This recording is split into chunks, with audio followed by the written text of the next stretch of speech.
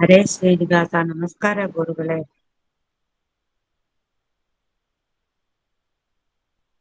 ನಮಸ್ಕಾರ ಆಚಾರ್ಯ.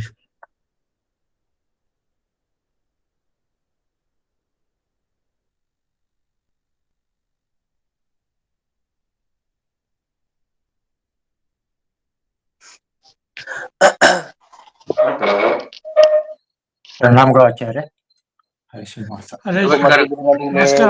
ಶುಭ್ರಕಾಯಂ ಸಖಾಯಂ ಸುಖಮಜಮನಪಾಯಂ ಮುಕ್ತ್ಯುಪಾಯಂ ವಿಮಾಯಂ ಗೃಹಜಮಹಮಮೇಯಂ ಧ್ಯೇಯಮಾಂನಾಯಗೇಯಂ ಸದಜಮಸದಜೇಯಂ ಶ್ರೀಸಹಾಯಂ ಭಜೇಯಂ ಅಂಜನಾಸೂನು ಸಾನ್ನಿಧ್ಯಾತ್ ವಿಜಯೇನ ವಿರಾಜಿತಂ ಅಜಿತಪ್ರೀತಿಜನಕಂ ಭಜೇಹಂ ವಿಜಯಧ್ವಜಂ ತಪಸ್ವಾಧ್ಯಾಯ ಶುಶ್ರೂಷಾ ಕೃಷ್ಣ ಪೂಜಾರತಂ ಮುನಿಂ ವಿಶ್ವೇಶಮಿಷ್ಟದಂ ವಂದೇ ಪರಿಮ್ರಾಟ್ ಚಕ್ರವರ್ತಿನಂ.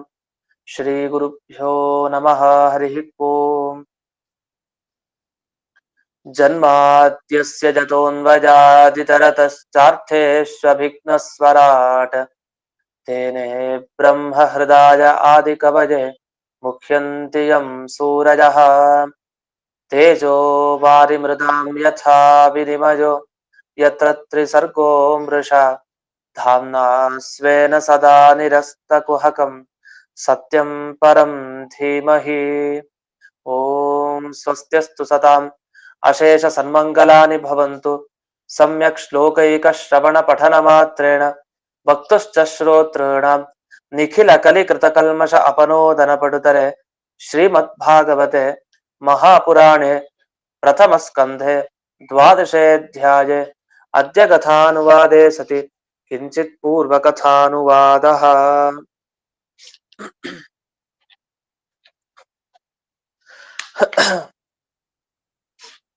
ನಾರದರು ತಾವು ಮಾತನಾಡಲಿಕ್ಕೆ ಪ್ರಾರಂಭಿಸಿದ್ದಾರೆ.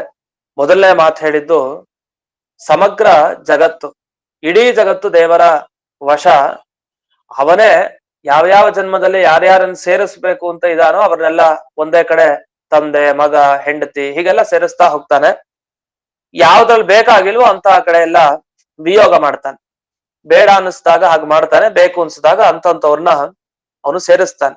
ಆದ್ರೆ ಇದೆಲ್ಲ ಅವರವರ ಕರ್ಮಗಳಿಗೆ ಅನುಗುಣವಾಗಿ ದೇವರು ಮಾಡ್ತಾನೆ. ಅಂತೂ ಇಡೀ ಜಗತ್ತು ದೇವರ ವಶದಲ್ಲಂತೂ ಇದೆ. ಅದನ್ನ ನೀನ್ ಯಾಕೆ ದುಃಖ ಪಡ್ತಾ ಇದಿ? ಯಾಕೆಂದ್ರೆ ದುಃಖಕ್ಕೇನು ಕಾರಣನೇ ಇಲ್ಲ ಅಂತ. ಯಾಕೆ ಈ ಜೀವ ಅಸ್ವತಂತ್ರ, ಆ ಪರಮಾತ್ಮ ಸ್ವತಂತ್ರ.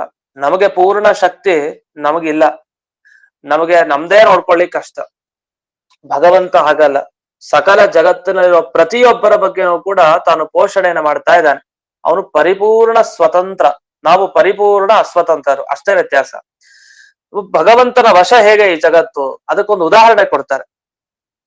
ಅದನ್ನ ಈಗ 42ನೇ ಶ್ಲೋಕದಲ್ಲಿ ನಾವು ನೋಡ್ಬೋದು. ಈಗ 42ನೇ ಶ್ಲೋಕ. ಯಥಾ ಗಾವೋ ನಸಿ ಪ್ರೋತಾಃ ತಂತ್ಯಾಂ ಬದ್ಧಾ ಸ್ವದಾಮಭಿಃ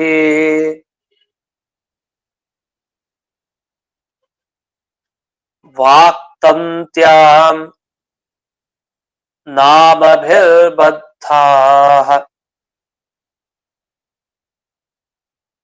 ವಹಂತಿ ಬಲಿಮೀಷಿತುಃ.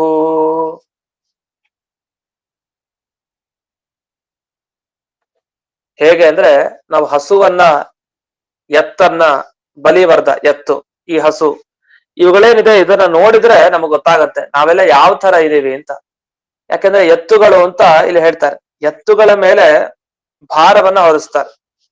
ಅಂದ್ರೆ ಅನೇಕ ಚೀಲಗಳು, ಧಾನ್ಯಗಳ ಚೀಲಗಳೇನಿದೆ ಅದನ್ನೆಲ್ಲ ಎತ್ತಿನ ಮೇಲೆ ಹೊರಿಸ್ತಾರೆ.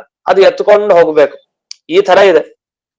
ಅದು ಎತ್ಕೊಂಡು ಹೋಗೋದು ಅಂದ್ರೆ ಅದು ಯಾವ ರೀತಿ ಪರಿಸ್ಥಿತಿ ಇರುತ್ತೆ ಆ ಎತ್ತು ಅಂತಂದ್ರೆ, ಅದಕ್ಕೆ ಮೂಗಿಗೆ ದಾರದಿಂದ ಕಟ್ ಹಾಕಿರ್ತಾರೆ. ಆ ಮೂಗಿಗೆ ಏನು ದಾರವನ್ನ ಹಾಕಿರ್ತಾರೆ, ಅದು ಹಿಂಭಾಗಕ್ಕೆ ಹೋಗಿ ಅದೊಂದು ದಾರ ಕಟ್ ಹಾಕಿರ್ತಾರೆ.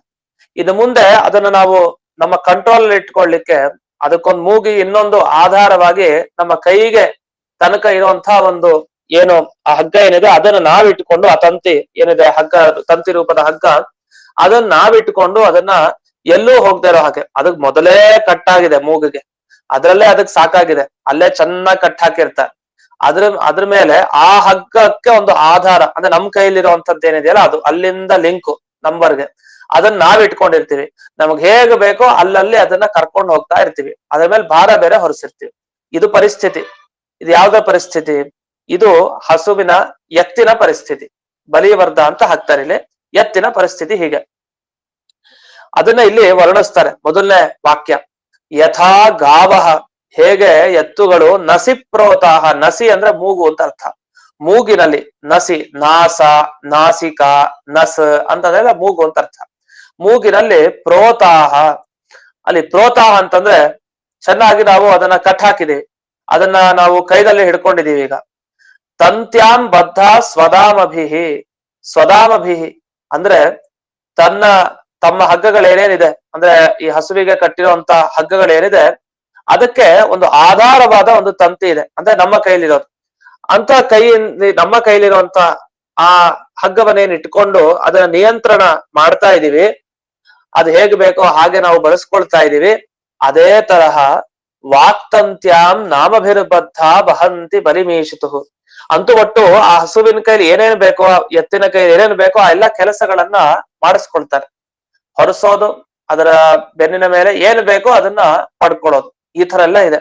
ಅಂತೂ ಆ ಹಸುವಿಗೆ ಅಥವಾ ಎತ್ತಿಗೆ ಯಾವುದೇ ರೀತಿ ಸ್ವಾತಂತ್ರ್ಯ ಇಲ್ಲ, ಪೂರ್ತಿ ಪರಾಧೀನ. ಆ ಹಸು ಅಥವಾ ಎತ್ತನ್ನ ನೋಡ್ಕೊಳ್ಳೋನು ಹೇಗ್ ನಡೆಸ್ಕೊಳ್ತಾನೋ ಅದೇ ತರ ಅದಿರತ್ತೆ, ಏನು ಮಾಡ್ಲಿಕ್ಕೆ ಬರಲ್ಲ. ಆ ತರ ನಮ್ಮ ಪರಿಸ್ಥಿತಿನೂ ಹೀಗೆ. ನಮ್ಗೇನಂದ್ರೆ ಹಗ್ಗ ಹಾಕಿ ಕಟ್ಬಿಟ್ಟಿದ್ದಾರೆ ನಮ್ಗೇನೆ, ನಮ್ಮ ಮೂಗಿಗೆ ಹೇಗೆ ಎತ್ತಿನ ಮೂಗಿಗೆ ಕಟ್ ಹಾಕಿದಾರೋ ಅಲ್ಲೇ ಒಂದು ಹಿಂಸೆ ಆಗಿದೆ, ಆತರ ನಮಗೂ ಕಟ್ ಹಾಕಿದ್ದಾರೆ. ಅದ್ರ ಬೇರೆ ನಾವೆಲ್ಲೂ ಆಚೆ ಈಚೆ ಓಡೋ ಹಾಗೂ ಇಲ್ಲ. ನಮ್ಮ ಮೇಲೆ ನಾವೇ ಭಾರವನ್ನ ಹೊರಬೇಕು. ಒಂದಿಷ್ಟು ಭಾರ ಕೊಟ್ಟಿದ್ದಾರೆ, ಆ ಭಾರ ಎಲ್ಲ ಹೊತ್ಕೊಂಡಿದೀವಿ. ಮೂಗಿಗೆ ಬೇರೆ ದಾರ ಹಾಕಿದ್ದಾರೆ. ಅದ್ರ ಬೇರೆ ಎಲ್ಲೆಲ್ಲ ಓಡೋಗ್ಬೇಡ ಅಂದ್ರೆ ಓಡೋಡ್ಲಿಕ್ಕೆ ಆಗಲ್ಲ. ಯಾಕೆ? ಅವರು ನಮ್ಗೆ ಮೂಗಿಗೆ ಏನ್ ಕಟ್ಟಿದಾರಲ್ಲ ಅದಕ್ಕೆ ಆಧಾರ ಅವ್ರ ಕೈಲಿದೆ. ಯಾರ ಕೈಲಿದೆ? ದೇವರ ಕೈಲಿದೆ, ಮತ್ತೆ ವಾಯುದೇವರ ಕೈಲಿದೆ, ಇವ್ರ ಕೈಲೆಲ್ಲ ಇದೆ. ಅಂದ್ರೆ ಅರ್ಥ ಅವ್ರು ಹೇಗ್ ನಮ್ಮನ್ನ ಯಾವ ಕಡೆ ಓಡಿಸ್ಕೊಂಡು ಹೋಗ್ತಾರೋ ಆ ಕಡೆ ನಾವು ಹೋಗ್ತೀವಿ. ಆದ್ರೆ ನಾವು ಮಾಡಬೇಕಾದ ಕರ್ತವ್ಯ ಏನು? ಆ ಎತ್ತುಗಳೆಲ್ಲ ತಮ್ಮ ಇದು ಧಾನ್ಯ ಚೀಲಗಳನ್ನೆಲ್ಲ ಹೊತ್ಕೊಂಡು ನಡೀತಾರೆ. ಹೇಗೆ ಯಜಮಾನ ಹೇಳ್ತಾರೋ ಹಾಗೆ ಕೇಳ್ತಾರೆ. ಅದೇ ರೀತಿ ನಾವು ನಮ್ಮ ಬೆನ್ನಿನ ಮೇಲೆ ಹೊತ್ಕೊಳ್ಬೇಕು. ಅದನ್ನೆಲ್ಲ ಹೊತ್ತುಕೊಂಡ್ರೆ ನಾವು ಆವಾಗ ಆರಾಮಾಗಿರ್ತೀವಿ. ಅವರು ಸರಿಯಾದ ದಾರಿಗೆ ನಮ್ಮನ್ನು ಕರ್ಕೊಂಡು ಹೋಗ್ತಾರೆ, ಏನು ಬೇಕೋ ಅದನ್ನ ನೀಡ್ತಾರೆ ಅಂತ. ಅದ್ ಯಾವ್ದು ಈ ಹಗ್ಗ ತಂತಿ? ಇದು ಎಲ್ಲಿಂದ ಬಂತಿವೆಲ್ಲ? ನಮ್ಗೇನ್ ಕಣ್ಣು ಕಾಣಿಸ್ತಾ ಇಲ್ವಲ್ಲ. ಅಂದ್ರೆ ನಮಗ್ ಗೊತ್ತಿದೆ, ಆದ್ರೆ ಅದು ಹಗ್ಗ ತಂತಿ ಅಂತ ಸರಿಯಾಗಿ ಗೊತ್ತಾಗ್ತಾ ಇಲ್ಲ ಅಷ್ಟೇ. ಅದು ಯಾವುದು ಅಂತಂದ್ರೆ ನಾಮಭಿರ್ಬದ್ಧಾಹ ವಾಕ್ತಂತ್ಯಾಂ ಅಂತ ಹೇಳ್ತಾರೆ. ಅಂದ್ರೆ ಒಂದು ದೊಡ್ಡ ತಂತಿ ಇಟ್ಕೊಂಡಿರೋದು ಅಂತಂದ್ರೆ ವಿಧಿ ನಿಷೇಧ, ವೇದವಾಕ್ಯಗಳೆಲ್ಲ ಪರಮಾತ್ಮನಿಂದೆಲ್ಲ ಹೊರಗೆ ಬಂದಿತ್ತು. ಆ ವೇದವಾಕ್ಯಗಳಲ್ಲಿ ವಿಧಿ ನಿಷೇಧ ಹೇಳಿರ್ತಾರೆ. ಇಂತಿಂತ ಕೆಲಸ ಮಾಡಬೇಕು, ಇಂಥದ್ದನ್ನ ಮಾಡಬಾರದು ಅಂತ ನಿಷೇಧ ವಿಧಿ ಎರಡೂ ಕೂಡ ಇದೆ. ಅಲ್ಲಿ ನಮ್ಮನ್ನ ಕಟ್ ಹಾಕಿದ್ದಾರೆ, ಅಂದ್ರೆ ಅವರ ನಿಯಂತ್ರಣದಲ್ಲಿ ಇಟ್ಕೊಂಡಿದ್ದಾರೆ. ಅದು ಕೂಡ ಮೊದಲೇ ನಮ್ಮಲ್ಲೇ ಇರುವಂತಹ, ನಮ್ಮ ಮೂಗಿ ಕಟ್ಟಿರುವಂತಹ ಹಗ್ಗ ಯಾವುದು ಅಂದ್ರೆ ಬ್ರಾಹ್ಮಣ, ಕ್ಷತ್ರಿಯ, ವೈಶ್ಯ, ಶೂದ್ರ, ಯತಿಗಳು, ವಾನಪ್ರಸ್ಥರು, ಗೃಹಸ್ಥಾಶ್ರಮಿಗಳು, ಬ್ರಹ್ಮಚಾರಿ. ಸಾಕಲ್ಲ, ಇದು ಒಂದೊಂದು ಹೆಸರೇ ಸಾಕು ನಮ್ಮನ್ನು ಕಟ್ ಹಾಕ್ಬಿಟ್ಟಿದ್ದಾರೆ. ಯಾಕೆ? ಬ್ರಾಹ್ಮಣ ಅಂದ್ಕೂಡ ಅವನಿಗೆ ಮಾಡ್ಬೇಕಾದ ಕರ್ತವ್ಯ ಬೇಕಾದಷ್ಟಿದೆ. ಕ್ಷತ್ರಿಯನಿಗೂ ಅಷ್ಟೇ, ಶೂದ್ರನಿಗೂ ಅಷ್ಟೇ, ವೈಶ್ಯನಿಗೂ ಅಷ್ಟೇ. ಅವರವರ ಆಶ್ರಮಗಳಲ್ಲಿ, ಅವರವರ ಈ ವರ್ಣಗಳಲ್ಲಿ ಬೇಕಾದಷ್ಟು ಕೆಲಸ ಇದೆ. ಎಷ್ಟೆಷ್ಟು ಭಾರ ವಸ್ತುಗಳು. ನಾವು ಪ್ರತಿ ದಿವಸ ಇಂತಿಂತ ಪೂಜೆ ಮಾಡ್ಲೇಬೇಕು, ಪಾಠ ಎಲ್ಲ ಮಾಡ್ಬೇಕು, ಓದ್ಬೇಕು, ದಾನ ಪ್ರತಿಗ್ರಹ, ಎಷ್ಟು ಕೆಲಸ ಇದೆ.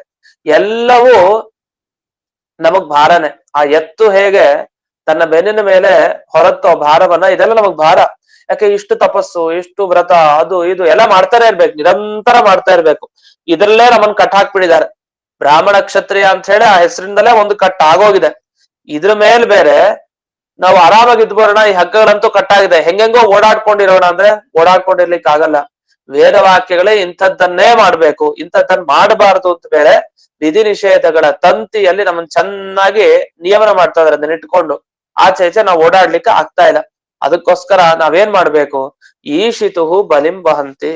ನಾವು ಆ ದೇವರಿಗೆ ಹೋಗಿ ಯಜ್ಞ, ಹೋಮ, ಅದು ಮತ್ತೆ ದೇವರ ಪೂಜೆ ಇತ್ಯಾದಿಗಳು ಏನೇನಿದೆ ಅದ್ ಏನೇನು ಬೇಕು ಅವರಿಗೆ, ಅಂದ್ರೆ ನಮ್ಮನ್ನ ನೋಡ್ಕೊಳ್ಳುವಂತಹ ಯಜಮಾನನಿಗೆ, ಹೇಗೆ ಎತ್ತನ್ನ ನೋಡ್ಕೊಳ್ಳುವಂತಹ ಯಜಮಾನನಿಗೆ ಏನೇನ್ ತೃಪ್ತಿ ಪಡಿಸ್ಬೇಕು, ಅದ್ ಹೇಗೆ ತೃಪ್ತಿ ಪಡಿಸಿದ್ರೆ ಆರಾಮಾಗಿರುತ್ತೋ ಆ ರೀತಿ ನಾವು ಕೂಡ ಹಾಗೇ ಇದೀವಿ ಅಂತ. ಇದರ ಅಭಿಪ್ರಾಯ ಇಷ್ಟೇ, ಏನಂದ್ರೆ ನಾವು ಎಷ್ಟು ಪರಾಧೀನ ಸ್ಥಿತಿಯಲ್ಲಿ ಇದೀವಿ, ನಮ್ಮ ಕೈಲಿ ಯಾವುದೇ ಒಂದು ಸ್ವತಂತ್ರವಾದ ಶಕ್ತಿ ನಮ್ಮಲ್ಲಿ ಇಲ್ಲ ಅಂತ. ಇದರಲ್ಲಿ ಯಾದುಪತ್ಯದಲ್ಲೆಲ್ಲ ತುಂಬಾ ಚೆನ್ನಾಗಿ ಬಿಡಿಸಿದ್ದಾರೆ. ಇಲ್ಲಿ ಗೋಣಿ ಚೀಲ, ಧಾನ್ಯಗಳ ಚೀಲ ಅಂತೀವಲ್ಲ, ಚೀಲ ಅನ್ನೋದಕ್ಕೆ ಸ್ಯೂತ ಅಂತ ಒಂದು ಹೆಸರು ಪ್ರಸಿದ್ಧ ಇದೆ. ಸಂಸ್ಕೃತದಲ್ಲಿ ಸ್ಯೂತ ಅಂತ ಕರೀತಾರೆ. ಈ ಸ್ಯೂತ ಅನ್ನೋದ್ರಿಂದ ಚೀಲವನ್ನ ನಾವು ತಗೊಳ್ಬೇಕು. ಇಲ್ಲಿ ವ್ರೀಹ್ಯಾದಿ ಗೋಣಿ ಅಂತ ಹೇಳ್ತಾರೆ. ಗೋಣಿ ಅಂದ್ರೆ ಗೋಣಿ ಚೀಲ ಅಂತ ನಾವು ಹೇಳ್ತಾ ಇರ್ತೀವಿ.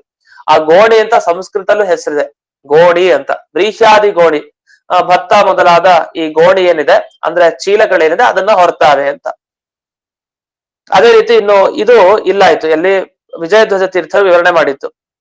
ಇನ್ನೊಂದು ಅಲ್ಲೇ ಕೊನೆಗೆ ಅವ್ರು ಹೇಳೋದು, ಅದನ್ನ ನಾವ್ ಏನ್ ತಿಳ್ಕೊಳ್ಬೇಕು ಈ ಶ್ಲೋಕದಿಂದ ಅಂತಂದ್ರೆ, ಆ ಭಗವಂತನೇ ಸ್ವತಂತ್ರ, ನಾವೆಲ್ಲ ಜೀವರು ಅವನ ಅಧೀನದಲ್ಲಿದ್ದೀವಿ ಅನ್ನೋ ದುಃಖ ನಮಗ್ ಬೇಕಾಗಿಲ್ಲ. ಯಾಕೆ ಅಂದ್ರೆ ಯಾವತ್ತು ದೇವರು ತಾನು ಒಳ್ಳೆ ಕರ್ಮಗಳನ್ನ ನೋಡ್ಕೊಂಡು ಅದಕ್ಕೇನ್ ಫಲ ಬೇಕೋ ಅದಕ್ಕೆ ತಕ್ಕದಾಗಿ ಮಾಡ್ತಾ ಇರ್ತಾನೆ.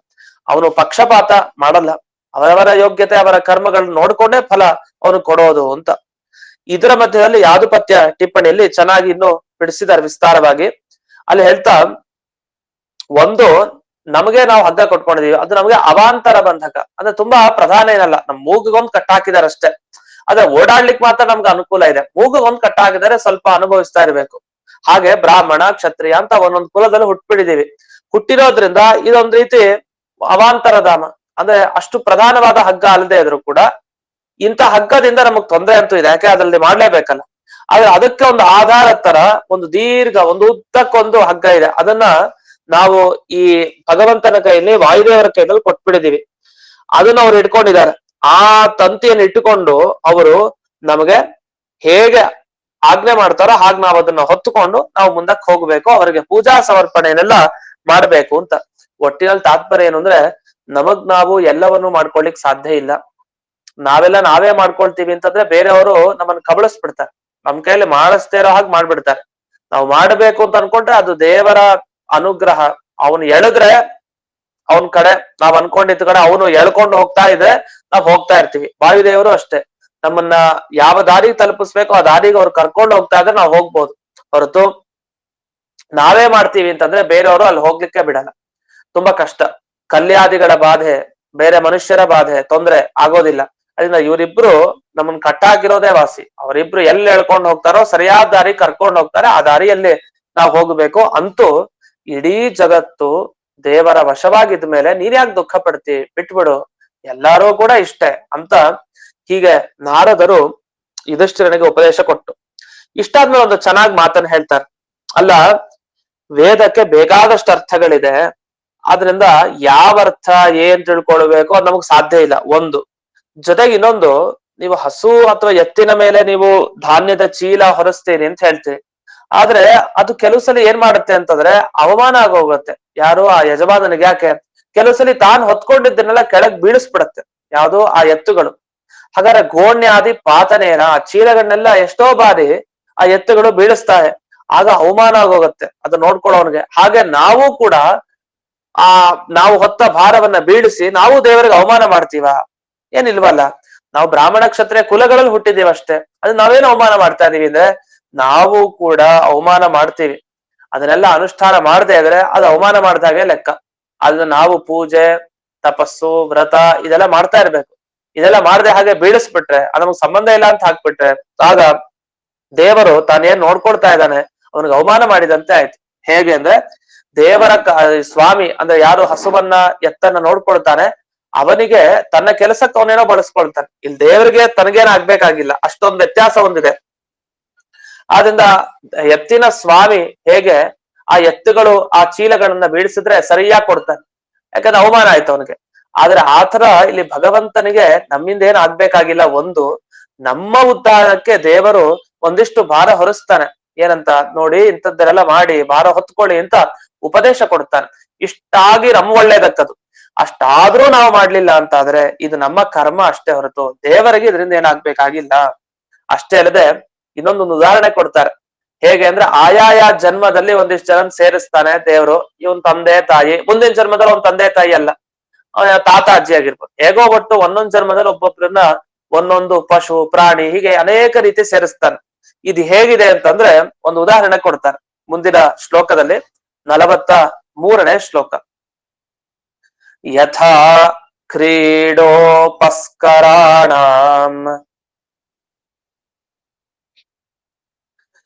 ಸಂಯೋಗ ವಿಗಮಾವಿಹ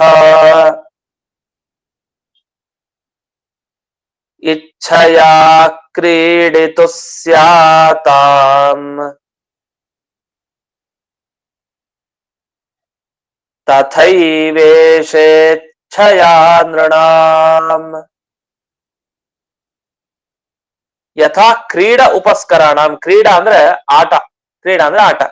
ಉಪಸ್ಕರ ಅಂದ್ರೆ ಆಟ ಆಡ್ಲಿಕ್ಕೆ ನಾವೇನ್ ಬಳಸ್ಕೊಳ್ತೀವಿ, ಚಿಕ್ಕ ಮಕ್ಕಳೆಲ್ಲ ಬಳಸ್ಕೊಳ್ತಾರೆ. ಆಟ ಆಡುವಂತ ಸಾಮಗ್ರಿಗಳು, ವಸ್ತುಗಳು. ಆಟ ಆಡ್ಲಿಕ್ಕೆ ವಸ್ತುಗಳು ನಾವೆಲ್ಲ ನೋಡ್ತೀವಲ್ಲ, ಬಿಲ್ಡಿಂಗ್ ಸೆಟ್ಗಳು ನೋಡ್ತಾ ಇರ್ತೀವಿ. ಕಟ್ತಾ ಇರ್ತಾರೆ, ಒಂದ್ ಮನೆ ಮಾಡ್ತಾರೆ, ಅದರಿಂದ ಕಟ್ತಾ ಇರ್ತಾರೆ. ನಮಗ್ ಬೇಕಾದಾಗೆ ಅದ್ ಹೇಗ್ ಬೇಕಾದ್ರೆ ಕಟ್ಬೋದು. ಮಕ್ಕಳು ಎಲ್ಲ ಆಟ ಆಡ್ಬೇಕಾದ್ರೆ ಅದನ್ನೆಲ್ಲ ಕಟ್ತಾ ಇರ್ತಾರೆ. ಬೇಡ ಅಂತ ಅನ್ನಿಸಿದಾಗ ಎಲ್ಲ ಕಿತ್ ಒಂದೊಂದ್ ಕಡೆ ಒಂದನ್ನ ಹಾಕ್ತಾರೆ. ಮತ್ ಇನ್ನೊಂದ್ಸಲಿ ಕಟ್ತಾರೆ, ಅದು ಇನ್ನೊಂದ್ ಮನೆ ತರ ಕಟ್ತಾರೆ. ಅದ್ ಮತ್ತೆ ಅದೇ ತರ ಸೇರಿಸ್ಬೇಕು ಅಂತಿಲ್ಲ, ಅದು ಯಾವ್ದನ್ನೋ ಇನ್ಯಾವುದಕ್ಕೋ ಸೇರಿಸ್ಬೋದು. ಹಾಗಾದ್ರೆ ಮಕ್ಕಳು ಆಟ ಆಡ್ಬೇಕಾದ್ರೆ ಹೇಗೆ ಸಂಯೋಗ ವಿಗಮಾವಿಹ, ನಮ್ಗೆ ಬೇಕಾದ ಹಾಗೆ ವಸ್ತುಗಳನ್ನ ಸೇರಿಸ್ತಾರೆ. ಮತ್ತೆ ಮುಂದಿನ ಸಲ ಅದೇ ವಸ್ತುನ್ ಸೇರಿಸ್ಬೇಕು ಅಂತಿಲ್ಲ, ಮಾಡೋದು ಅದನ್ನೇ. ದೇಹ ಅದೇ, ತಂದೆ ತಾಯಿ ಮಗ ಹೆಂಡತಿ ಇದೆ, ಅದೇ ಇರೋದು ಸಂಸಾರಾವಸ್ಥೆ. ಆದ್ರೆ ಯಾವ್ದನ್ನ ಯಾವ್ದ್ರ ಜೊತೆಗೆ ಸೇರಿಸ್ತಾನೋ ಗೊತ್ತಿಲ್ಲ, ಅದು ಅವನ ಇಚ್ಛೆಗೆ. ಮಕ್ಕಳು ಹೇಗೆ ತಮ್ಮ ಇಚ್ಛೆಗೆ ಬಂದಂತೆ ಎಲ್ಲದನ್ನ ಸೇರಿಸಿ ಆಟದಲ್ಲಿ ಮತ್ತೆ ಬೇಡ ಅಂದಾಗ ಎಲ್ಲ ಕಿತ್ ಹಾಕಿ ಮತ್ತೆ ಹೊಸದಾಗಿ ಸೇರಿಸ್ಕೊಂಡು ಹೋಗ್ತಾವು. ಅದನ್ನೇ ಸೇರಿಸ್ಬೋದು, ಮತ್ತೆ ಮಗು ಅದೇ ತರ ಮಾಡ್ಬೋದು, ಅದೇ ಮಾಡ್ದೇನೂ ಇರ್ಬೋದು. ಈ ತರ ಇಚ್ಛೆಯ ಕ್ರೀಡಿತು ಸ್ಯಾತಾಂ, ಇಚ್ಛೆಯಿಂದ ಮಕ್ಕಳು ಹೇಗೆ ಆಟ ಆಡ್ತಾ ಇರ್ತಾವೋ ಆ ರೀತಿ ತಥೈವೇಷೇಚ್ಛಯಾ ನೃಣಾಂ, ಭಗವಂತನ ಇಚ್ಛೆ. ಇಂತಿಂತ ಮನುಷ್ಯರನ್ನ ತಂದೆ ತಾಯಿ ಮಗನ್ ಮಾಡ್ಬೇಕು ಅಂದ್ರೆ ಮಾಡ್ತಾರೆ, ಇಲ್ವಾ ಮಾಡ್ಲಿಕ್ಕೆ ಹೋಗಲ್ಲ. ಮುಂದಿನ ಜನ್ಮದಲ್ಲಿ ಹಾಗಿರೋದೇ ಇಲ್ಲ, ಬೇಡ ಅನ್ಸಿದೆ ಮಾಡಲ್ಲ ಅಷ್ಟೇ. ಹೀಗೆ ಆಯಾಯ ಇಚ್ಛೆಗೆ ತಕ್ಕಂತೆ, ದೇವರ ಇಚ್ಛೆಗೆ ತಕ್ಕಂತೆ ನಮ್ಮ ಎಲ್ಲರ ಸಂಯೋಜನೆ ಆಗತ್ತೆ, ಎಲ್ಲರ ವಿಯೋಜನೆಯೂ ಕೂಡ ಆಗತ್ತೆ. ಇದು ದೇವರ ಇಚ್ಛೆ ಹಾಗೆ. ಅದನ್ನ ನೀನ್ ಯಾಕೆ ದುಃಖ ಪಡ್ತಾ ಇದೀವಿ ಯುಧಿಷ್ಠಿರ? ಇಂದಿನ ದಿವಸ ನಿನ್ನ ತಂದೆ ಅಂದ್ರೆ ನಿನ್ನ ದೊಡ್ಡಪ್ಪ ಧೃತರಾಷ್ಟ್ರ ಮತ್ತೆ ದೊಡ್ಡಮ್ಮ ಗಾಂಧಾರಿ, ಮುಂದಿನ ಜನ್ಮದಲ್ಲಿ ಅವ್ರು ಇರ್ತಾರೆ ಅಂತೇನಿಲ್ಲ. ಸದ್ಯಕ್ಕೆ ಸೇರಿಸಿದ ದೇವರು, ಮುಂದೆ ಇರಲ್ಲ ಅವರು, ಅಷ್ಟೇ ಮುಗಿದೋಯ್ತು. ಹೀಗೆ ಪ್ರತಿ ಜನ್ಮಗಳಲ್ಲೂ ಅವನಿಗೆ ಇಚ್ಛೆ ಬಂದಾಗೆ ಸೇರಿಸ್ತಾನೆ. ಅವರನ್ನೇ ನಿನಗೆ ಕೊಡ್ಬೋದು, ಮತ್ತೆ ಕೊಡದೇನೂ ಇರ್ಬೋದು.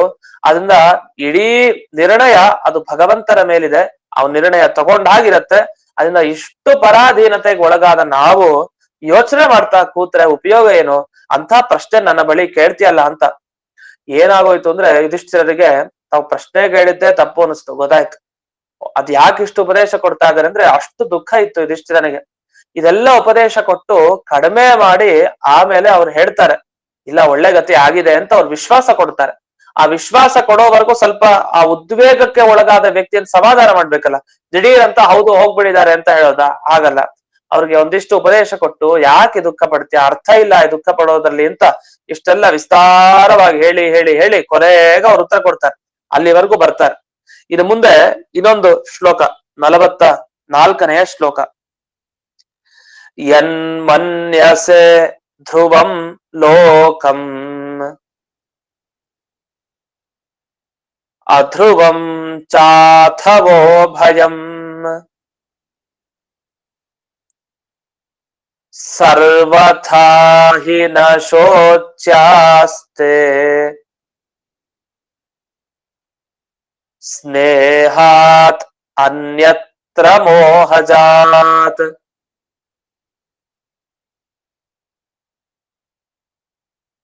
ಒಂದು ಸ್ಮೃತಿ ವಾಕ್ಯ ಇದೆ. ಒಂದ್ ಕಡೆ ಏನ್ ಹೇಳಿದ್ದಾರೆ ಅಂದ್ರೆ, ಅದು ಒಂದ್ ಕಡೆ ಮನುಸ್ಮೃತಿಯಲ್ಲೇ ಹೇಳಿರುವಂತಹ ಮಾತು. ಯಸ್ತರ್ಕೇಣಾನುಸಂಧತ್ತೆ ಸಧರ್ಮಂ ವೇದ ನೇತರಃ. ಧರ್ಮದ ಬಗ್ಗೆ ಸರಿಯಾಗಿ ಬೇಕಾ ನಮ್ಗೆ ತಿಳುವಳಿಕೆ, ಯಾವ್ದು ಧರ್ಮಾಚರಣೆ ಯಾವ್ದಲ್ಲ ಅಂತ ನಾವು ಸರಿಯಾಗಿ ತಿಳಿಬೇಕು ಅಂತಾದ್ರೆ ಚೆನ್ನಾಗಿ ಯುಕ್ತಿ ಮಾಡೋದು, ವಿಚಾರ ಮಾಡ್ಲಿಕ್ಕೆ ಚೆನ್ನಾಗಿ ಗೊತ್ತಿರ್ಬೇಕಂತೆ. ಇದು ಮಾಡೋದು ಸರಿನಾ, ಇದು ಯಾಕೆ ಮಾಡ್ತಾ ಇದೀವಿ, ಏನಕ್ಕೆ ಎತ್ತ, ಚೆನ್ನಾಗಿ ವಿಚಾರ ಮಾಡೋ ಬುದ್ಧಿ ಇರ್ಬೇಕಂತೆ. ವಿಚಾರ ಮಾಡೋ ಬುದ್ಧಿ ಇರ್ಬೇಕು ನಿಜ, ಆದ್ರೆ ಬೇಗ ತೀರ್ಮಾನಕ್ಕೂ ಬರ್ಬೇಕು. ವಿಚಾರ ಮಾಡ್ತಾನೆ ಇದ್ರೆ ಕೊನೆಗೆ ಧರ್ಮಾನುಷ್ಠಾನ ಮಾಡೋದೇ ಇಲ್ಲ. ಇದು ಯಾಕೆ ಅಂತ ಬರೀ ಪ್ರಶ್ನೆಲೆ ಕೊನೆಗೆ ಹೋಗ್ಬಿಡತ್ತೆ. ಆದ್ರೆ ಸಹಜವಾಗಿ ಯುಕ್ತಿಯಿಂದ ಆಲೋಚನೆ ಮಾಡಿ, ಚೆನ್ನಾಗಿ ಯೋಚನೆ ಮಾಡಿ ಯಾವ್ದು ಧರ್ಮ ಅಂತ ತಿಳ್ಕೊಳ್ಬೇಕು. ಆದ್ರೆ ಅದನ್ನ ತಿಳ್ಕೊಳ್ಳೋನ್ ಯಾರು? ನಿಜವಾಗಿ ಒಳ್ಳೆ ವಿಚಾರ ಶಕ್ತಿ ಮಾಡುವಂತ ವ್ಯಕ್ತಿ, ವಿಚಾರ ಶಕ್ತಿ ಇರುವಂತ ವ್ಯಕ್ತಿಗೆ ಸಾಧ್ಯ. ಆದ್ರಿಂದ ನೀವೆಲ್ಲ ಹೇಳಿದ್ರಲ್ಲ ಈಗ ಭಗವಂತ ಹೀಗ್ ಮಾಡ್ತಾನೆ ಹಾಗ್ ಮಾಡ್ತಾನೆ, ಆಟದ ತರ, ಮಕ್ಕಳ ಆಟದ ತರ ಇದೆ ಇದು, ಹಾಗೆ ಹೇಗೆ ಅಂತೆಲ್ಲ ಹೇಳಿದ್ರಿ.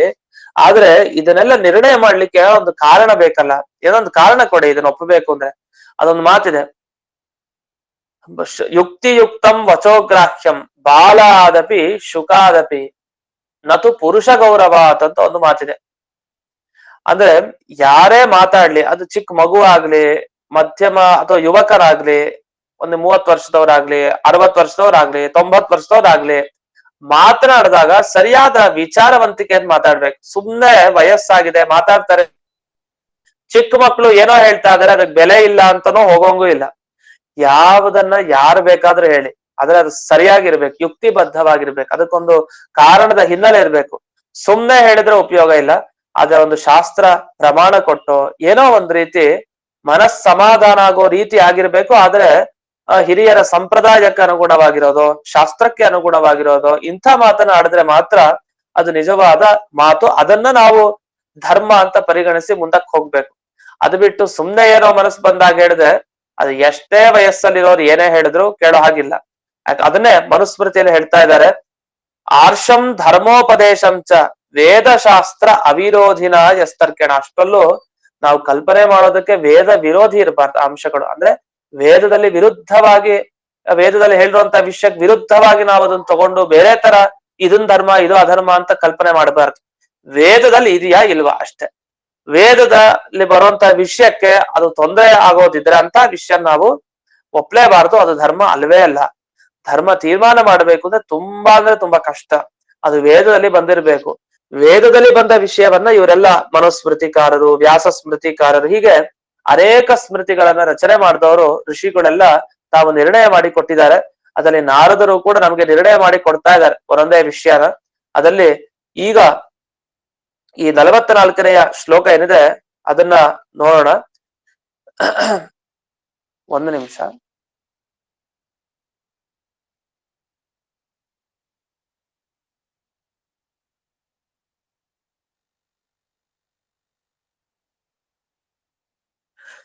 ಈ ಶ್ಲೋಕದ ಅರ್ಥ ಏನು ಅಂತಂದ್ರೆ, ಎನ್ ಮನ್ಯಸೆ ಧ್ರುವಂ ಲೋಕಂ ಅಧ್ರುವಂ ಚ ಥವೋ ಭಯಂ. ಹೇಳೋದು, ನೀನು ಈಗ ದುಃಖ ಪಡ್ತಾ ಇದೆಯಲ್ಲ, ಇದೊಂದು ರೀತಿ ಅರ್ಜುನನಿಗೆ ಕೃಷ್ಣ ಉಪದೇಶ ಕೊಟ್ಟ ರೀತಿಯಲ್ಲಿದೆ. ನಾರದರು ಹೇಳ್ತಾರೆ, ಯಾವ್ದಕ್ ದುಃಖ ಪಡ್ತಾ ಇದೆ? ಎನ್ ಮನ್ಯಸೆ, ನೀನು ಇದೆಲ್ಲ ಶಾಶ್ವತ ಅಂತ ನೀನೇ ಅನ್ಕೊಳ್ತಾ ಇದೀ, ಇದು ಯಾವ್ದು ಶಾಶ್ವತ ಅಲ್ಲ. ಇಲ್ಲ ಇದೆಲ್ಲ ಯಾವಾಗ್ಲೂ ಇರತ್ತೆ ಅಂದ್ರೆ, ಯಾವಾಗ್ಲೂ ಇದ್ಮೇಲೆ ಯಾಕೆ ದುಃಖ ಪಡ್ತಿ? ಇಲ್ಲ ಎರಡೂ ಹೌದು ಅಥವಾ ಉಭಯಂ, ಎರಡೂ ಹೌದು ಅಂದ್ರೆ ಎರಡು ಅಂತ ಇರೋದಿಲ್ಲ. ಒಂದಾ ಅದು ಯಾವಾಗ್ಲೂ ಇರ್ಬೇಕು, ಒಂದಾ ಈಗೀಗ್ಲೇ ಹೋಗ್ತಾ ಇರ್ಬೇಕು. ಅಂದ ಅರ್ಥ ನಾಶ ಕೆಲವುದಕ್ಕಾಗತ್ತೆ, ಯಾವಾಗ್ಲೂ ಇರಲ್ಲ. ನಿತ್ಯ ವಸ್ತುಗಳಿಂದ ಯಾವಾಗ್ಲೂ ಇರೋದು. ಅನಿತ್ಯ ಅಂದ್ರೆ ಅದು ಕೆಲವು ಕಾಲದವರೆಗೂ ಮಾತ್ರ ಇರತ್ತೆ, ಆಮೇಲೆ ಇರಲ್ಲ. ಎರಡು ಅಂದ್ರೆ ನಿತ್ಯನೂ ಹೌದು ಅನಿತ್ಯನೂ ಹೌದು, ಅದು ಒಪ್ಲಿಕ್ ಬರಲ್ಲ. ಅದನ್ನ ಸರ್ವಥಾ ನಹಿ ಶೋಚ್ಯಾಸ್ತೆ, ಯಾಕೆ ಶೋಕ ಮಾಡ್ಕೊಳ್ತಿ? ಅದನ್ನ ಹೇಳ್ತಾರೆ ಕೃಷ್ಣ, ಅಶೋಚ್ಯಾನ್ ಅನ್ವಶೋಚಸ್ತ್ವಂ. ಯಾರು ಶೋಕಕ್ಕೆ ಅರ್ಹರಲ್ವೋ ಅವ್ರ ಮೇಲೆಲ್ಲ ದುಃಖ ಪಡ್ತಾ ಇದಿ, ಶೋಕ ಪಡ್ತಾ ಇದಿ, ಯಾಕೆ ಬೇಕಿದು ಅಂತ ಅರ್ಜುನನಿಗೆ ಕೃಷ್ಣ ಕೇಳ್ತಾನೆ. ಹಾಗೆ ಇಲ್ಲಿ ಇನ್ನೊಂದ್ ರೀತಿ, ಸರ್ವಥಾ ನಹಿ ಶೋಚ್ಯಾಸ್ತೆ, ಎಂದೆಂದಿಗೂ ಕೂಡ ಈಗ ಯಾರು ಗತಿಸಿ ಹೋದ್ರಲ್ಲ, ಧೃತರಾಷ್ಟ್ರ, ಗಾಂಧಾರಿ, ಕುಂತಿ, ಇವ್ರ ಬಗ್ಗೆ ಎಲ್ಲ ಶೋಕ ಪಡಲಿಕ್ಕೆ ಅಗತ್ಯನೇ ಇಲ್ಲ ಅಂತ ಹೇಳ್ತಾರೆ. ಯಾಕೆ ಅಂದ್ರೆ ಅವ್ರ ಕಾರಣ ಕೊಡ್ತಾರೆ. ಈ ದೇಹ ಹೋಗತ್ತೆ ಅಂತ ದುಃಖ ಪಡ್ತೀಯ, ದೇಹ ಹೋಗತ್ತೆ ಅಂದ್ರೆ ಒಂದ್ ದಿವಸ ಹೋಗ್ಲೇಬೇಕು, ಅದಲ್ಲೇನಿದೆ, ಅದ್ ನಿನ್ ದೇಹನೂ ಹೋಗ್ಬೇಕು, ಎರಡೂ ದೇಹನೂ ಹೋಗ್ಲೇಬೇಕು. ಸರಿ, ಜೀವರು ಇರ್ತಾರೆ, ಅವರು ಹೊರಟೋಗ್ತಾರೆ ಅಂದ್ರೆ ಜೀವ ಇರಲ್ಲ ಅಂತಿಲ್ಲ. ಒಂದು ದಿವ್ಸ ಜೀವರು ಯಾವಾಗ್ಲೂ ಇರ್ತಾರೆ, ಅವ್ರು ಯಾವಾಗ್ಲೂ ಇದ್ಮೇಲೆ ದುಃಖ ಪಡ್ಲಿಕ್ಕೆ ಅವಕಾಶನೇ ಇಲ್ಲ. ಎರಡೂ ತಪ್ಪೋಣ ಅಂದ್ರೆ ಇಲ್ಲ, ಒಂದಾ ಯಾವಾಗ್ಲೂ ಇರ್ತಾರೆ ಅಂತ ಒಪ್ಪಿ, ಇಲ್ಲ ಒಂದಿಷ್ಟು ಕಾಲದವರೆಗಿದೆ ಅಂತ ಒಪ್ಪಿ. ದೇಹ ಒಂದಿಷ್ಟು ಕಾಲದವರೆಗೆ ಮಾತ್ರ ಸೀಮಿತ, ಆದ್ರೆ ಜೀವ ಮಾತ್ರ ಎಂದೆಂದಿಗೂ ಯಾವಾಗ್ಲೂ ಇದ್ದೇ ಇರ್ತಾರೆ. ಅಂದ್ಮೇಲೆ ನಿನ್ನ ಧೃತರಾಷ್ಟ್ರ ಹೊರಟ, ಮತ್ತೆ ಗಾಂಧಾರಿ ಹೊರಟು, ಕುಂತಿ ಹೊರಟು, ಅವರ ದೇಹ ಹೋಯ್ತು ಅಷ್ಟೇ ಹೊರತು ಅವರಿಲ್ಲ ಅಂತಿಲ್ಲ, ಅವ್ರು ಇದ್ದೇ ಇರ್ತಾರೆ. ಏನಂದ್ರೆ ನಿನಗೆ ಆ ದೇಹದಲ್ಲಿ ಕಾಣೋದಿಲ್ಲ ಅಷ್ಟೇ. ಆದ್ರಿಂದ ಈ ರೀತಿ ನೀನು ಶೋಕಾರ್ಹತೆಗೆ ನೀನು ಯೋಗ್ಯನಲ್ಲ. ನೀನ್ ಶೋಕ ಪಡ್ಬೇಡ, ದುಃಖ ಪಡ್ಬೇಡ. ಮತ್ ನನಗ್ ಶೋಕ ಬರ್ತಾ ಇದೆಯಲ್ಲ, ಏನ್ ಮಾಡೋದು ಅದಕ್ಕೆ ಏನ್ ಮಾಡ್ಬೇಕು ಉಪಾಯ? ಅದು ಒಂದು ಕಿತ್ ಹಾಕ್ಬೇಕು. ನಿನ್ಗೇನಾಗಿದೆ? ಸ್ನೇಹಾದ್ ಅನ್ಯತ್ರ ಮೋಹಜಾತ್. ನಮ್ಗಿರೋ ಅಜ್ಞಾನ ಮೋಹ ಏನಿದೆ, ಆ ಮೋಹದಿಂದ ನಮ್ಮವರು ಅನ್ನುವ ಒಂದು ಆ ಸ್ನೇಹ, ಪ್ರೀತಿ, ಅಭಿಮಾನ ಏನ್ ಬಂದಿದೆ, ಇದೆಲ್ಲ ಕಿತ್ತೊಗೆದ್ರೆ ಮಾತ್ರ ಆಗ ಅದ್ ಸರಿ ಹೋಗ್ತೀಯಾ. ನಿನಗೆ ಆಗ ದುಃಖಕ್ಕೆ ಕಾರಣ ಆಗೋದಿಲ್ಲ ಅಂತ ಇಷ್ಟನ್ನ ಹೇಳ್ತಾರೆ. ಇಲ್ಲೊಂದು ಸುಂದರವಾದ ವಿವರಣೆ ಮಾಡ್ತಾರೆ ನಮ್ಮ ಟಿಪ್ಪಣಿಗಳಲ್ಲಿ, ಬಹಳ ಚೆನ್ನಾಗಿದೆ. ಈ ವಿವರಣೆ ಏನಿದೆ ಇದು ಅಧಿಕೃತವಾಗಿ ಹೇಳ್ತಾರೆ. ಅಂದ್ರೆ ಶಾಸ್ತ್ರ ಓದಿ ಓದಿ ಓದಿ ಒಂದ್ ನಿರ್ಣಯ ಕೊಡ್ತಾರೆ. ಅದು ಕೆಲವು ಸರಿ ನಾವು ಅನ್ಕೊಂಡಿದ್ದು ಆಗಿರ್ಬೋದು, ಇಲ್ಲ ಅಂತಲ್ಲ. ಆದ್ರೆ ಅದೊಂದು ತೀರ್ಮಾನ. ಹೀಗೆ ಹೇಳಿದ್ದಾರೆ ಅಂತಂದ್ರೆ ಅದು ಮುಗಿದೋಯ್ತು. ಏನ್ ಹೇಳಿದ್ದಾರೆ ಅಂದ್ರೆ, ಮೋಹ ಅಂದ್ರೆ ಏನು ಅಂತ ಒಬ್ರು ಬರೀತಾರೆ. ಯಾದುಪತ್ಯ ಟಿಪ್ಪಣಿಲಿ ಮೋಹದ ಬಗ್ಗೆ ಬರೀತಾರೆ. ವಿಜಯಧ್ವಜ ತೀರ್ಥರು ಬರೀತಾರೆ. ವಿಜಯಧ್ವಜ ತೀರ್ಥರು ಬರೆದಿದ್ದರ ವಿಸ್ತಾರ ರೂಪ ಅದನ್ನ ನೋಡ್ಬೋದು. ವಿಜಯಧ್ವಜ ತೀರ್ಥರು ಬರೆದಿದ್ದಿಷ್ಟು, ಅಹಂ ಮಮ ಇತಿ ಮೋಹ ಬುದ್ಧಿ ಭ್ರಮ ಅಂತ. ನಮ್ಗೆ ಬುದ್ಧಿ ಇದೆ ಅಂತ ಅನ್ಕೊಂಡಿರ್ತೀವಿ. ಏನು, ನಾನು ಊಟ ಮಾಡ್ದೆ, ನಾನ್ ಮಾಡ್ದೆ, ನನ್ನವರು, ನಂದು, ನನ್ನವರು, ಹೀಗಿದ್ದೇ ಇರುತ್ತೆ. ಇದೆಲ್ಲ ನಮ್ಮ ಬುದ್ಧಿ ಭ್ರಮೆ ಅಂತ ಹೇಳ್ತಾರೆ. ಇದು ಮೋಹ ಅಂತೆ. ಬುದ್ಧಿ ಭ್ರಮೆಯೇ ಮೋಹ. ಮೋಹ ಅಂದ್ರೆ ಇನ್ನೇನಲ್ಲ, ನಾನು ನಂದು ಅನ್ನೋ ಬುದ್ಧಿಯ ಭ್ರಮೆ ಅಂತ ಹೇಳ್ತಾರೆ. ಈ ಬುದ್ಧಿ ಭ್ರಮೆಯಿಂದ ಏನಾಗತ್ತೆ? ಇದು ನನ್ನವ್ರನ್ನ ಸ್ನೇಹ ಅಷ್ಟು ಬೆಳೆದ ಮೇಲೆ ಅನಿವಾರ್ಯ ನಮಗ್ ದುಃಖ ಆಗತ್ತೆ. ಅಲ್ಲಿ ಏನೇ ತೊಂದ್ರೆ ಆದ್ರೂ ನಮಗ್ ದುಃಖ ಆಗತ್ತೆ. ಆದ್ರೆ ಅದನ್ನ ಬಿಟ್ಬಿಡ್ಬೇಕು. ನಮ್ಮ ಭ್ರಮೆಯಿಂದ ತಾನೇ. ಭ್ರಮೆ ಬಂದಾಗ್ಲಿಲ್ಲ ಸರಿಯಾಗಿರಲ್ಲ. ನಾವೆಲ್ಲೋ ದೂರದಿಂದ ಏನೋ ನೋಡ್ತೀವಿ, ಇನ್ನೇನೋ ಅನ್ಕೊಳ್ತೀವಿ. ವಾಸ್ತವಿಕ ಅದೇನು ಇರೋದೇ ಇಲ್ಲ. ಭ್ರಮೆಯಿಂದ ಅನೇಕ ಅನರ್ಥಗಳಿಗೆ ಕಾರಣ ಆಗತ್ತೆ. ಅದನ್ನ ಭ್ರಮೆನ ಮೊದಲು ತೆಗೆದು ಹಾಕು ಅಂತ. ಇನ್ನು ಮೋಹ ಅಂದ್ರೆ ಇವ್ರು ಹೇಳೋದು, ಏತೇ ಮದೀಯಾಹ ಅಹಂಚ ಏತೇಷಾಂ ಪೋಷಕಃ ಅತಃ ಮಾಂ ವಿನ ಕಥಂ ಏತೇ ಭವಿಷ್ಯಂತಿ ಇತ್ಯಾದಿ ರೂಪೋ ಭ್ರಮಃ ಮೋಹ ಅಂತ ಬೆಳೆಸಿದ್ರು. ಇದು ಯಾದುಪತ್ಯದಲ್ಲಿ ಬೆಳೆಸ್ತಾರೆ. ಅಂದ್ರೆ ಕೆಲವ್ರಿಗೆ ಏನಿರತ್ತೆ ಅಂದ್ರೆ, ಅಯ್ಯೋ ಇವರೆಲ್ಲ ನನ್ನವರು, ನಾನೇ ಇವ್ರನ್ನ ನೋಡ್ಕೊಳ್ತಾ ಇರೋದು, ನಾನಿಲ್ದೆ ಇವರೆಲ್ಲ ಹೇಗ್ ಬದುಕ್ತಾರೆ, ನನ್ನಿಂದ ಇವರೆಲ್ಲ ಬದುಕ್ತಾ ಇದ್ದಾರೆ, ನಾನೇ ಇಲ್ದೇ ಇದೆ ಇವ್ರು ಯಾರಪ್ಪ ಇವ್ರನ್ನ ಪೋಷಣೆ ಮಾಡ್ತಾರೆ. ಅನಿವಾರ್ಯ ನಾವೆಲ್ಲ ಅನ್ಕೊಳ್ತಾನೆ ಇರ್ತೀವಿ, ನೋಡು ಬೇರೆಯವ್ರ ಜಗತ್ನಲ್ಲಿ ಇರೋರೆಲ್ಲ ಹೀಗೆ ಇದಾರೆ ದುಷ್ಟರು, ಏನೋ ಒಂದು ನಾವೊಂದಿಬ್ರು 3 ಜನ ಸಹಾಯ ಮಾಡ್ತಾ ಇದೀವಿ ಅಂತ ನಮ್ ಬಗ್ಗೆ ನಮಗೆ ಒಂದ್ ದೊಡ್ಡ ಅಭಿಮಾನ ಇರುತ್ತೆ. ಅಭಿಮಾನ ಅಂದ್ರೆ ಸಂಸ್ಕೃತದಲ್ಲಿ ಕನ್ನಡದ ಅಭಿಮಾನ ಅಲ್ಲ. ಅಭಿಮಾನ ಅಂದ್ರೆ ಸಂಸ್ಕೃತದಲ್ಲಿ ಭ್ರಾಂತಿ ಅಂತ ಅರ್ಥ. ನಿಮ್ ಬಗ್ಗೆ ತುಂಬಾ ಅಭಿಮಾನ ಇದೆ ನಮ್ಗೆ ಅಂತಂದ್ರೆ ಅದು ಕನ್ನಡದಲ್ಲಿ ಬೇರೆ ಅರ್ಥ. ಸಂಸ್ಕೃತ ತಗೊಂಡ್ರೆ ನಿಮ್ ಬಗ್ಗೆ ತುಂಬಾ ತಪ್ಪಾಗಿ ತಿಳ್ಕೊಂಡಿದೀವಿ ಅಂತ ಅರ್ಥ ಆಗ್ಬಿಡುತ್ತೆ. ಅಭಿಮಾನ ಅಂದ್ರೆ ಅಭಿಮಾನ ಅಂತಂದ್ರೆ ಅದಕ್ಕೆ ಎಚ್ಚರದಿಂದ ಮಾತಾಡ್ತಾ ಇರ್ಬೇಕು. ಕೆಲವು ಸರಿ ಸಂಸ್ಕೃತ ಬರುತ್ತೆ ಅಂತ ತುಂಬಾ ನಿಮ್ಮ ಮೇಲೆ ಅಭಿಮಾನ ಇದೆ, ನಿಮ್ ಬಗ್ಗೆ ಗೊತ್ತಿರೋದೆಲ್ಲ ನನಗೆ ಆ ಅಭಿಮಾನದಿಂದನೇ ತುಂಬಿಕೊಂಡಿದೆ ನಿಮ್ ಬಗ್ಗೆ ಅಂತಂದ್ರೆ ಎಲ್ಲ ತಪ್ಪಾಗಿ ತಿಳ್ಕೊಂಡಿದೀವಿ, ಭ್ರಮೆ ಇದೆ, ಚೆನ್ನಾಗಿ ನಿಮ್ ಬಗ್ಗೆ ನಮ್ಗೆ ಪರಿಚಯ ಇದೆ ಅಂತ ಆಗ್ಬಿಡುತ್ತೆ. ಅಂದ್ರೆ ಎಚ್ಚರದಿಂದ ನಾವು ಶಬ್ದಗಳನ್ನು ಬಳಸ್ಬೇಕು. ಇಲ್ಲಿ ಆ ಮೋಹ ಅಂದ್ರೆ ಏನರ್ಥ? ಎಲ್ಲ ನಾವೇ ಸಹಾಯ ಮಾಡ್ತಾ ಇರೋದು, ನಮ್ಮಿಂದಲೇ ಎಲ್ಲ ನಡೀತಾ ಇರೋದು. ಪಾಪ ಅವ್ರು ಯಾರು ಸಪೋರ್ಟ್ ಮಾಡೋದೇ ಇಲ್ಲ, ನಾವೇ ಒಂದಿಬ್ರು 3 ಜನ ನೋಡ್ಕೊಳ್ತಾ ಇದೀವಿ, ನಾವೇ ಇಲ್ದೇ ಇದ್ರೆ ಅವ್ರ ಮುಂದಿನ ಕಥೆ ಏನು ಅಂತ. ನೀವು ಅಲ್ಲ, ಅವರು ಅಲ್ಲ, ಎಲ್ಲಾ ನೋಡ್ತಾ ಇರೋ ದೇವ್ರ ಮೇಲಕ್ಕಿದ್ದಾನೆ, ಆ ದೇವ್ರು ಮಾಡೋದು. ಈ ಮೋಹ ನಮ್ಗೇನಿದೆಯಲ್ಲ, ಈ ಮೋಹದಿಂದ ನಮಗೆ ಸ್ನೇಹ ಆಗಿ, ಪ್ರೀತಿ ಆಗಿ, ಅದು ಮಾರ್ಪಾಟಾಗಿ ಕೊನೆಗೆ ನಾವ್ ಇಲ್ದೇ ಇದ್ರೆ ಅವ್ರಿಗೆ ಆಗೋದೇ ಇಲ್ಲ. ದುಃಖ ಪಡ್ತಾ ಇದಾರೆ, ನೋಡು ಎಷ್ಟು ದುಃಖ, ನಾನ್ ಇದ್ದಿದ್ರೆ ಅಂತ ಈ ರೀತಿ ಎಲ್ಲ ಏನು ಭಾವಿಸ್ಕೊಳ್ಳೋದೇ ಇದೆಲ್ಲ ಬುದ್ಧಿ ಭ್ರಮೆ ಅಂತ ಹೇಳ್ತಾರೆ. ಇದು ಮೋಹ, ಇದನ್ನ ಬಿಟ್ಬಿಡಿ ಅಂತೆಲ್ಲ ಹೇಳಿ ಅಪರಿಹಾರ್ಯತ್ವ ದಶೋಚ್ಚಾಯಕ್ಕೆ ಎಲ್ಲ ದೇವರ ವಶ. ನಾವೇ ದೇವರ ವಶ, ನಾವೇನ್ ಪೋಷಣೆ ಮಾಡೋದು, ದೇವರು ಪ್ರೇರಣೆ ಮಾಡಿದ್ರೆ ನಾವು ಪೋಷಣೆ ಮಾಡ್ಲಿಕ್ಕೆ ನಮ್ಗೆ ಹಕ್ಕು ಅಂತ. ಹೀಗೆ ಇನ್ನೂ ಹಲವು ಉಪದೇಶಗಳನ್ನ ನೀಡ್ತಾ ಹೋಗ್ತಾರೆ. ಬಹಳ ಸುಂದರವಾದ ಉಪದೇಶಗಳು ಇನ್ನು ನಾರದರು ಯುಧಿಷ್ಠಿರನಿಗೆ ನೀಡ್ಲಿಕ್ಕಿದ್ದಾರೆ. ಇನ್ನೂ ಮುಂದೆ ಇದೆ ಅನೇಕ ಉಪದೇಶಗಳು, ಅದನ್ನೆಲ್ಲ ನಾಳೆ ದಿವಸ ನೋಡೋಣ ಅಂತ ಹೇಳ್ತಾ ಇಂದಿನ ಪಾಠವನ್ನ ಅಸ್ಮದ್ ಗುರುವಂತರ್ಗತ ವ್ಯಾಸತೀರ್ಥ ಗುರುವಂತರ್ಗತ ಭಾರತೀ ರಮಣ ಮುಖ್ಯ ಪ್ರಾಣಾಂತರ್ಗತ ಶ್ರೀಮನ್ಮೂಲ ಗೋಪಾಲ ಕೃಷ್ಣನಿಗೆ ಅರ್ಪಣೆ ಮಾಡ್ತೇನೆ. ಶ್ರೀಕೃಷ್ಣ ಅರ್ಪಣೆ.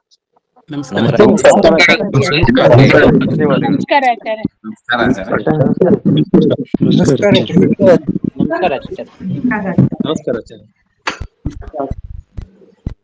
ನಮಸ್ಕಾರ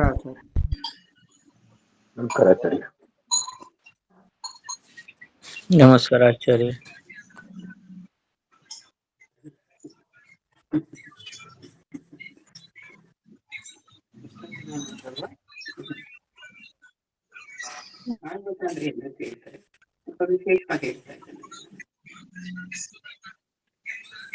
ಸಾಷ್ಟಾಂಗ ಪ್ರಣಾಮಗಳು ಆಚಾರ್ಯ.